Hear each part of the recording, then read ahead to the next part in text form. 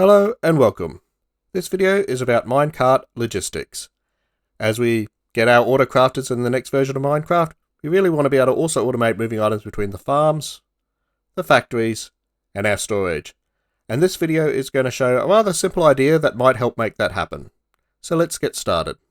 So the idea itself is pretty simple. We have in our minecart an item that says where it goes. Take pumpkins, mind my spelling, to the pie factory. It then knows that it goes around on its track. And as it comes over, it'll come to a farm that says pumpkins, and then it'll stop to collect the pumpkins. And then it'll come to the pie factory and say, oh, that's the pumpkins for the pies, drop it off there. And then it'll go around again and get more pumpkins. Or if instead it says pies to storage, it would then go to the storage from the factory. Only we don't actually need to name a bit of paper because a lot of these times there's only going to be one item we're moving for this purpose. The main trick is when we unload it, so we're unloading our minecarts here, the important thing is we need to make sure that that minecart still knows what it's doing. And that's what this is about.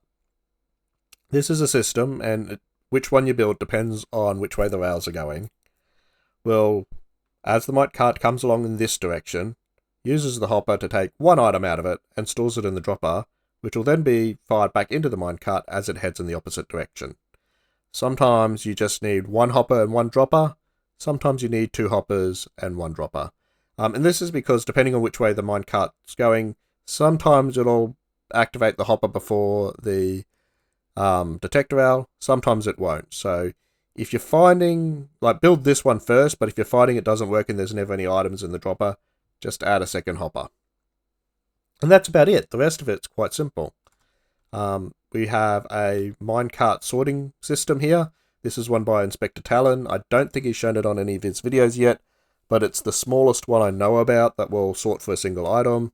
But you can use any minecart sorting system you like, anything that'll do one item sorting or above. And that just says, hey, if we've got the pumpkins to pie factory minecart coming here, that's the one I want.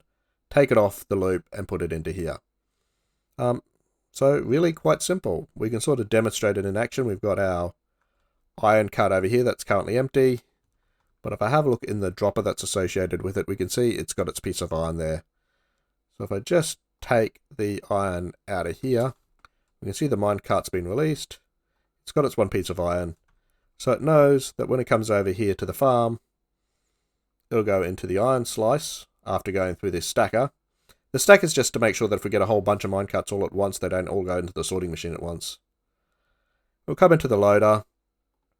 Some more iron will join that first piece of iron. It'll eventually fill up, which shouldn't take too long. In fact, we'll just help it up there. Then that releases from this minecart loading system. Heads back around on the loop. I'm going to have to do something about this. Minecarts keep getting stuck here. So this isn't really part of the system. This is just part of the transportation issue. As you can sort of see, the system kind of repairs itself though. The second time a minecart comes around, it sort of moves the first one along again. Stacker separates them out so that they're not bunched. But here's our iron ore coming back again. So I'm just going to move that there. Get rid of that and get rid of that. Not really sure why minecarts are getting stacked there, but we'll see if that improves the situation. But that's all it is. So minecart sorting system to say, hey, if you've got a piece of iron in or whatever the route is, take it off the track and put it into either the unloader or the loader.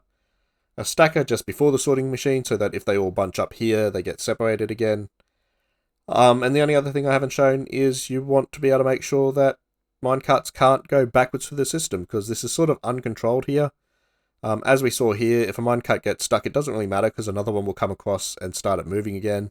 We just need to make sure that if a minecart heads in this direction, there's no way it could head back down here or back down over here. So that's what this arrangement of blocks is.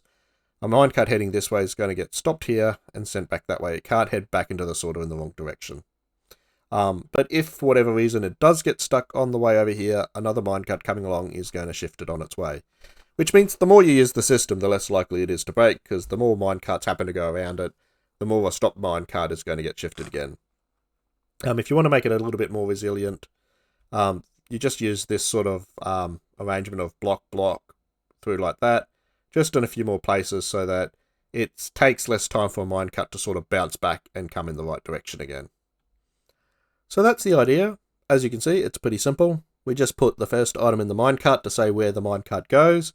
We have a circular track so that we can have two different sorters knowing, like being stations for that minecart. And the order it views it in is just, making sure that if it leaves one station, it'll hit the other one before it comes back on the circular track. We have a system to take the item out of the minecart before we unload it, so we can have the minecart remember what it's for. Other than that, it's just, standard sorting machines and various mechanics to make sure we don't break our sorting machines. Thank you for watching.